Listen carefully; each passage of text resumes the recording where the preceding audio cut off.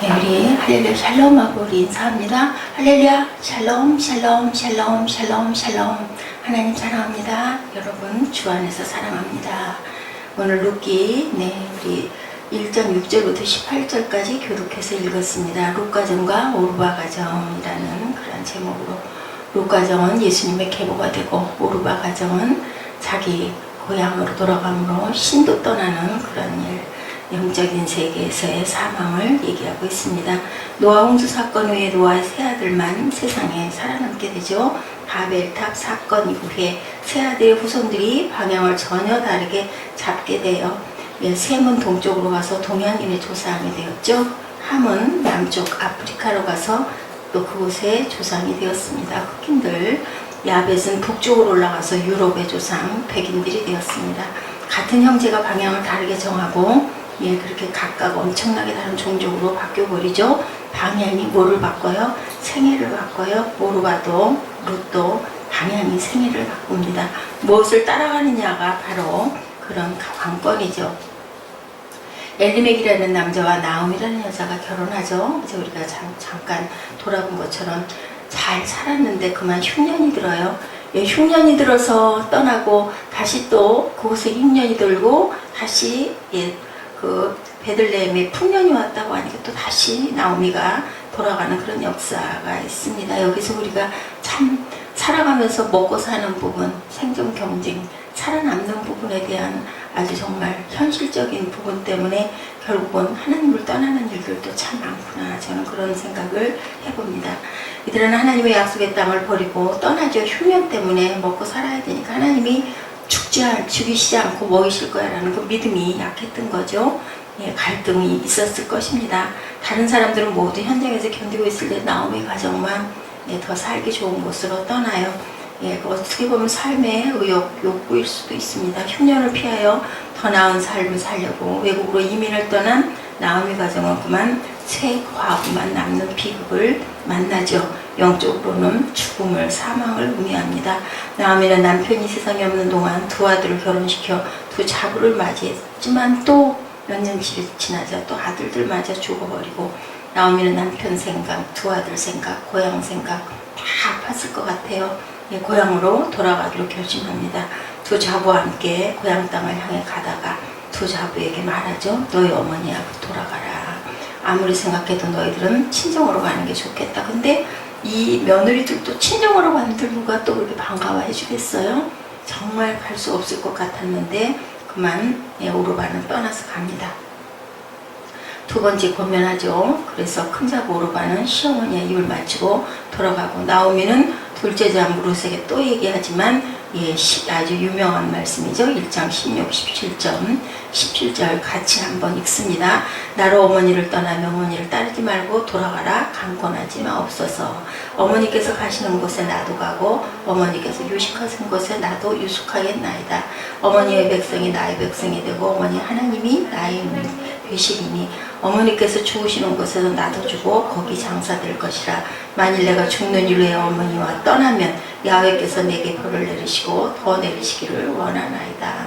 아마 룻은 그 나라에서도 하나님께 예배하고 경배하면서 신앙이 깊어졌구나라는 것을 우리가 짐작할 수가 있죠. 두 며느리 중에서 함께 아마 그래도 나오미 예배했을 것 같아요. 룻은 이방 여자잖아요. 모압에서 얻은 며느리인데도 이렇게 건져지는 백성이 있는가 하면 또 그 이방인이 아닌 유대인 중에도 또 못 건져지는 사람도 있다라는 거죠. 여기서도 우리가 그걸 느낍니다. 룻은 시어머니 나오미를 따라가서 이제 더 이상 그렇게 강권해서 얘기하니까 얘기하지 않습니다. 룻 가정에 흐르는 네 가지 맥을 우리 한번 살펴봅니다. 하나님의 주신 땅, 그죠? 이스라엘은 땅의 신학을 가지고 있죠. 늘, 그죠? 그래서 처음에 아브라함에게도 젖과 꿀이 흐르는 가나안으로 가라 되어 있는 그곳은 아니다라는 말씀을 하신 것처럼 땅을 주시면서 그곳에서 민족을 이루고 살면 어떻게 한다고요? 예수님을 보내셔서 온 인류를 구원시켜 주시겠다고 이렇게 말씀을 하시는 것. 갈대아 우르를 떠난 아브라함 사건이 있습니다. 이스라엘 백성들은 자기들이 살고 있는 땅은 하나님의 주신 땅이라는 확고한 믿음, 그리고 우리는 하나님이 선택한 선민이라는 아주 자긍심을 가지고 살았던 그런 민족. 그 후 이삭도 그 땅에서 살지 못하는 흉년의 환경이 닥쳤을 때 블레셋으로 갔다가 다시 고향으로 돌아오죠. 아브라함도 애굽으로 갔다가 다시 돌아옵니다. 그것이 중요해요. 야곱도 형 에서가 죽이러 하자 브엘세바로 도망가서 삼촌한테, 그랬다가 다시 베델로 돌아와서 거기서 서원을 하고, 요셉도 어땠어요? 요셉도 애굽에서 장사 지냈지만 돌아가면서 유언하죠. 내가 다시 내 고향으로 가서 묻히기를 원하니 내 해골을 꼭 가져갔다 달라고 했을 때 모세가 그것을 실행해가는 것을 우리가 역사에서 압니다. 이스라엘 백성들은 바벨론의 포로로 잡혀가죠. 70년 포로 생활로 하고도 또다시 돌아옵니다. 귀향들을 다 합니다. 그 이스라엘은 수많은 열강들에게 짓밟히죠. 유대인들이 순환받은 역사는 하늘을 두루마리 삼고 바다를 먹물 삼아도 다 기록할 수 없을 만큼 엄청난 순환. 우리나라하고 너무 많이 닮았다. 남북이 지금 현재까지 갈라져 있는 것도 이스라엘도 남북이 그저 갈라져 있는 그런 사건이 있었죠. 예, 그런 것도 너무너무 닮았다라는 얘기죠. 수많은 열강들에게 짓밟혔어도 끝까지 살아남은 이스라엘, 지금도 마찬가지. 민족을 몇백 년이 지났는데도 다시 나라가 쓰는 역사가 있죠. 예, 알리야는 예루살렘으로 돌아온다는 뜻을 갖고 있는데요. 지금 우리는 그냥 별로 못 느껴요. 근데 지금도 이스라엘은 알리야가 계속 진행되고 있다. 그래서 그 얘기들 해요. 사도행전 29장을 지금도 쓰고 있다라는 얘기들 합니다. 이스라엘 밖에 지금 현재도요 1000만 정도가 살고 있다고 그래요. 그래서 1년이면 30만 명 정도씩 알리야를 하고 있다고 합니다. 다시 돌아오고 있대요. 출애굽은 200만 명이었잖아요. 그런데 지금도 1000만 명이 있고 1년에 30만씩 돌아온다라는 건 지금도 돌아오고 있어요. 출애굽 사건이 지금도 일어나고 있다라고. 오히려 더 큰 일들이 해마다 일어나고 있다. 루세 가정의 핵심은 돌아왔죠. 그래서 예수님의 계보가 됩니다. 정말 아주 우리가 영적으로 보면 아슬아슬하게 건져진 사건, 특히나 룻 같은 경우는 그죠? 우리는 그걸 모르는 거죠. 룻의 핵심은 하나님의 땅으로 돌아오는 것. 예, 룻기의 핵심은 영적으로 말하면 천국이죠. 요단강을 건너가면 가나안입니다. 요단강을 건넌다라는 것은 천국을 의미하죠. 그래서 우리 노래에도 있잖아요. 며칠 후 요단강 건너가 만나리. 우리가 돌아갈 곳은 오직 천국. 인간 모두의 결론은 뭘까요? 구원이죠. 영원히 사는 것보다 더 큰 그 건짐이 어디가 있을까요? 우리 생명을 잃어버리면 아무 소용이 없는데 전쟁이 끝나면 두 단어만 남습니다. 이겼다, 졌다. 중간은 없어요. 물론 휴전을 하지만 결국은 그죠? 이기고 지고. 죽고 나면 두 개, 천국과 지옥밖에 없다. 갈림길이라는 것. 룻은 구원의 땅으로 이렇게 해서 아슬아슬하게, 우리가 지나놓고 보니 정말 아슬아슬하게 돌아옵니다. 예, 나오미가 조금만 더 강권을 했더랬으면 어땠을까? 아마 그래도 줄줄 따라오지 않았을까 싶습니다. 이렇게 우리가 어떤 환난에도 건져진 자녀들은 꼭 하나님을 가서 붙잡죠. 두 번째 교회입니다. 룻기의 두 번째 핵심은 교회입니다. 결국 첫 번째는 뭐라고요? 돌아온 오르바, 돌아왔다. 그리고 두 번째는 교회. 예수님에게 젖붙임을 당한 가지가 젖붙임을 당하지 못한 가지가 항상 있습니다. 예, 하나님이 주신 땅으로 첫 번째 돌아온 사건, 두 번째는 교회. 이방 집단과 예수님 교회의 표상이에요. 예수님에게 젖붙임을 받은 창감나무, 또한 젖붙임을 받지 못한 나무.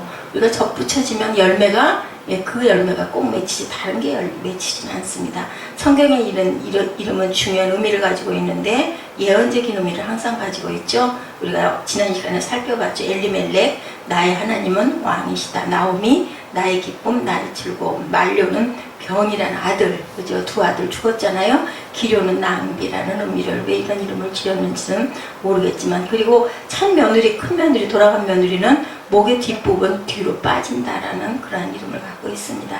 룻은 친구, 동반자라는 의미를 갖고 있어요. 그래서 끝까지 친구가 되죠. 주님의 친구가 됩니다. 마지막 때가 되면 오르바 교회가 나타나죠. 돌아오는 교회. 뒤로 빠지는 교회 오르바. 예, 그 큰 며느리의 이름. 일제 감정 시대 뒤로 빠지는 오르바 교회, 오르바 교인들이 99%였다고 그래요. 신사 참배 안 하면 다 죽으니까 다 그냥 형식인데 의식인데 하고 참배를 했다라는 거죠. 50만 기독교인 가운데 신사에 절하지 않은 교인은 5,000명 정도, 1%. 그 사람들은 다 박해를 받았다라는 겁니다. 99%가 바로 오르바 교회 뒤로 빠지는 교회와 교인들이었다. 신사는 국가 예식이지 우상이 아니라고 합리화를 시켰어요. 살아남아야 되니까 이해가 가죠. 뭐 우리라고 그러지 않을, 나는 절대 안 그럴 거야 라는 보장은 없을 것 같습니다. 예, 그런 시대를 지나갔습니다. 롯은 정통을 지키다 결국 어떻게 됐어요? 예수님의 족보가 되었다라는 거. 좁고 좁은 길을 선택을 했어요. 그죠? 여자는 족보에 기록되지 않는 것이 유대인의 원칙임에도 불구하고 마태는 예수님의 족보에 누구를? 롯을 기록합니다. 5 여인을 기록하죠. 오르바 교회를 따르지 말고 무슨 교회? 롯 교회를 우리가 추구해야 된다. 세 번째는 예수님이죠. 예수님의 족보 속에 42명의 남자가 기록됩니다. 그리고 5명의 여자 이름이 당당히 들어있죠. 마태복음 1장 3절에 다말, 우리가 너무 잘 알죠. 유다 가문을 통하여 예수님이 오신 것을 알았어요. 그런데 유다 가문에서 자기에게 씨를 주지 않습니다. 남편이 죽었습니다. 그래서 어떻게 해요? 시아버지에게 창녀를 가장을 해가지고 씨를 받아요. 그래서 아들을 낳았어요. 예수님의 가문이 되었다. 때로는 우리가 이해하지도 못하고 때로는 우리가 납득도 안 되는 일이 일어나서 하나님께서 이렇게 큰 역사를 이루신다라는 것을 또한 우리가 여기서 느끼고 깨닫습니다.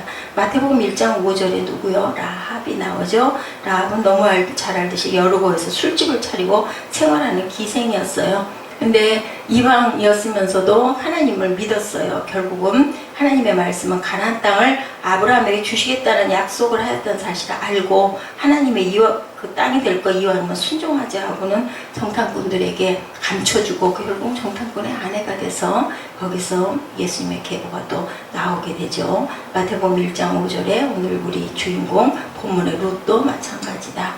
큰 자고 오르바와 달리 롯은 영맥을 달리했다, 따라갔다라는 거죠. 그것은 믿음대로 되었어요. 롯은 보아스와 결혼을 해서 그 가문에서 다윗이 태어나고 솔로몬이 나오고 예수님이 오셨다라는 겁니다. 마태복음 1장 6절에 밧세바, 다윗과 가늠한 여인이죠. 밧세바는 다윗의 가문을 통하여 메시아가 올 것을 누누이 들어왔습니다. 그래서 선택합니다. 그런 영의 맥 속에 들어가고 싶었을 거예요. 어느 성경 해석자는 다윗이 산보하는 길목에 일부러 밧세바가 목욕을 하면서 다윗을 유혹했다라고 해석하기도 합니다. 남편 우리아를 죽인 원수예요. 남편 원수 다윗이. 그런데도 평생 살면서 한 번도 다윗을 원망한 적이 없다라고 얘기합니다. 마태복음 1장 16절에 누구요? 마리아 나오죠. 마리아도 영맥을 따랐어요. 어느 날 천사가 마리아에게 나타나 말하죠. 은혜 받은 자여 평안할 자다 주께서 너와 함께 하시도다. 여기서도 또한 믿죠. 놀라고 무서워했을 때 천사가 말하죠. 마리아여 무서워 말라. 내가 하나님께 은혜를 얻었느니라. 내가 수태하여 아들을 낳으리니 그 이름을 예수라 하라. 저가 큰 자가 되고 지극히 높으신 이의 아들이라 일컬을 것이요 주 하나님께서 그 조상 다윗의 위를 저에게 주시리니 영원히 야곱의 집에 왕 노릇하실 것이며 그 나라가 무궁하리라. 나는 사내를 알지 못하니 어찌하리까 얘기하니 네 친족 엘리사벳 누구요? 친례 요한의 그 어머니죠. 엘리사벳 저기 집안입니다. 친척. 그래서 엘리사벳은 늙어 아들을 배웠다. 본래 수태하지 못한다 하더니가 이미 6달이 되었느니 대자 하나님의 모든 말씀은 능치 못함이 없느니라. 여기에서 말씀대로 이루어지리이다 라고 순종합니다. 그 가문을 따라서 예수님이 오시죠. 롯은 예수님의 가문에 들어갔고 그 가문을 따라 예수님이 오시고 온 인류에게 생명의 소망을 주는 사건이 일어나죠. 영맥과 세상맥 우리가 말씀 깊이 나누지 않아도 알 거예요. 마태복음 19장의 부자 청년 이야기 너무 잘 알죠. 온전하고자 할진대 소유를 팔아 가난한 자들을 주고 나를 쫓으라. 슬퍼서 그거 쫓지 못하죠. 왜요? 재산이 너무 많기 때문에. 근데 그 재산 하나님이 다 주신 거죠. 몹시 추운 날 허허벌판에 마차 한 대가 달리고 있었는데 마차 뒤에는 아주 초라한 남노한 여인과 젖먹이 아기가 부둥켜 안고 있는 그런 모습이 들어옵니다. 갈 길은 천리길이에요. 근데 너무 추워서 오들오들 떨고 그만 자꾸 엄마가 정신을 잃어요. 깜빡깜빡 얼어 죽는 거죠. 마부가 그 아이를 엄마 품에서 뺏어가지고 땅바닥에다 집어 던져버립니다. 그러니 엄마는 어떻게 해서 정신이 그냥 깜짝 놀래가지고 뛰어내려가가지고 그 아기를 끌어안고 미친 듯이 마차를 따라 쫓아옵니다. 결국은 이렇게 아주 잔인하게 보이고 아주 양심 없어 보이고 냉혹해 보이는 마차 주인으로 인해서 어머니와 아기가 구원을 받는 사건. 우리 하나님도 가끔은 그저 우리에게 그렇게 환난과 고통도 주시고, 예, 이삭을 주어서 시어머니를 모셨던 룻에게 하나님께서 은혜를 베풀어 주시죠. 오르바의 가정으로 살 것이냐, 룻의 가정으로 살 것이냐, 우리가 결단하는 그런 마음을 항상 가질 줄 알아야 되고, 동행에 항상 변함이 없이 국적을 바꾸면서도 룻은 변함이 없었고, 종교를 자기 종교가 있었겠죠. 그런데도 시어머니를 따라서 하나님을 믿어서 끝까지 내가 죽기 전에 내가 갔다가는 하나님께 내가 아주 크게 파를 당할 것이다 라는 그러한 아주 결심을 보임으로 인해서 영맥을 따릅니다. 한결같이 섬김의 자세를 갖죠. 재혼할 수 있는 길 모두 다 버리고, 그랬을 때 우리가 죽으면 살리라 라는 것을 하나님이 이루어 주시죠. 세 가지의 복을 받습니다. 7 아들보다 귀하다고 칭찬을 받죠. 룻기 4장 15절에서 너는 내 생명의 회복자며 내 노년의 봉양자라. 곧 너를 사랑하여 7 아들보다 귀한 자부가 낳은 자로다. 두 번째는 수많은 훌륭한 왕들의 조상이 되었습니다. 룻은 보아스와 결혼하여 오벳을 낳고, 오벳은 이새를 낳고, 이새는 다윗 왕을 낳는 사건이 일어나죠. 그리고 다윗은 솔로몬을 낳고 그 후 후손에서 많은 왕이 나옵니다. 그리고 예수님의 조상이 되죠. 예수님의 족보에 룻의 이름이 기록되는 최고의 영예를 안게 되고, 오르바는 그때 그렇게 하고 성경에서 쓰러지죠. 예, 나의 마음속에 찡하게 남아있는 그 이야기, 귀한 룻의 이야기를 기억하시기 바랍니다. 몇 년 전에 미국에서 가장 모범적인 가정을 정부가 선정하여 발표했는데 미 국무성 조사였습니다. 놀랍게도 한국인 가정이 선정되어 화제가 되었다고 합니다. 고광림, 전혜성 부부 가정인데 두 분 다 박사였다고 그래요. 고 박사는 서울대학교 최연소 교수, 박사학위가 5개가 있고, 아내 전 박사는 예일대학교 사회학 교수라고 합니다. 6남매를 두었는데 모두 다 예일대, 옥스퍼드대, 하버드대를 졸업했다고 그래요. 근데 그게 중요한 게 아니라 새벽 식탁이라는 그러한 그 제목이 아주 중요하게 이슈를 일으켰다고 그래요. 고 박사는 롱아일랜드 대학에 강의하려 가려고 매일 3시 52분 기차를 탔다고 합니다. 각자 밤늦게 귀가해요. 가족이 만날 시간이 하나 절대 없어요. 그래서 가족이 합의했다고 합니다. 새벽 3시에 식탁으로 모여서 아침 식사를 하고 가족 기도회를 했다고 그러죠. 매일 그렇게 했다고 합니다. 이 새벽 3시 식탁이 가족을 건강하게 만들고 하나님의 영맥을 따라가는 아주 귀한 은혜와 축복을 받는 가정이 되었다. 우리가 룻의 가정 같은 아름다움, 그러한 영맥을 따라가고 하나님을 끝까지 붙잡는, 절대로 죽어도 나는 이것을 놓지 않겠나이다라는 룻의 오늘의 그 고백이 저와 여러분 고백이 되시기를 주님의 이름으로 축복합니다.